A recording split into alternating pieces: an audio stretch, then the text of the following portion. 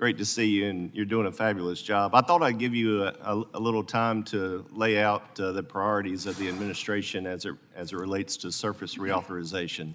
The big key points that you want to make sure the administration wants to make sure that we get right, because this is important work. It really is important work, and that's why tomorrow I've invited all the DOT secretaries or staff from your states to come in and have a conversation about their priorities for surface reauthorization. Again, I think it's important that we all work together with the states, with the Congress, and Democrats and Republicans and the department. We want to focus on innovation. How can we do things differently, more cost effectively? I think we want to focus on the efficiency at which we deliver these projects. There's too many stories across your districts about the time frame that it takes to build a project because of all the requirements that are put around the money that's given for the specific project.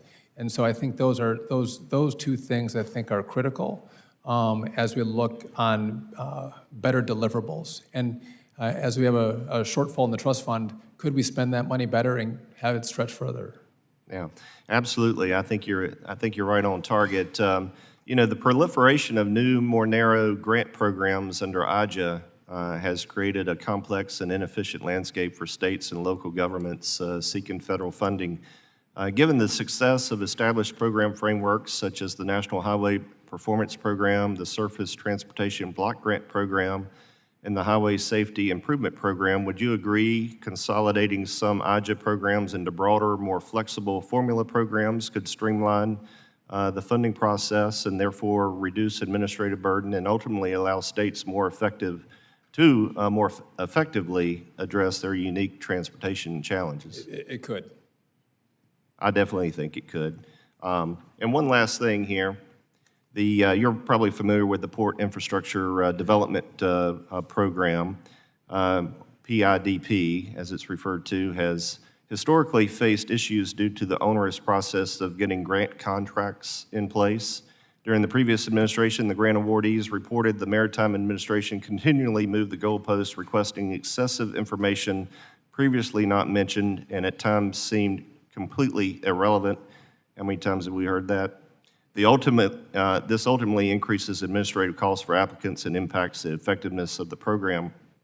So the administration's proposed budget includes $1 billion in PIDP funding for fiscal year 2026.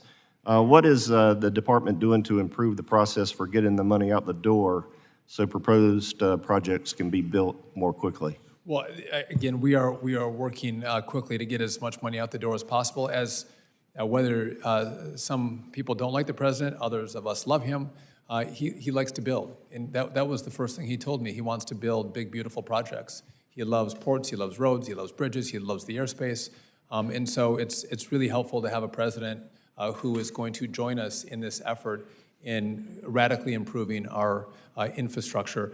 To my last point, though, there is work that we're doing right now to streamline some of the permitting process that can bring us a lot closer to moving projects faster. Very good. I yield back. My time's expired.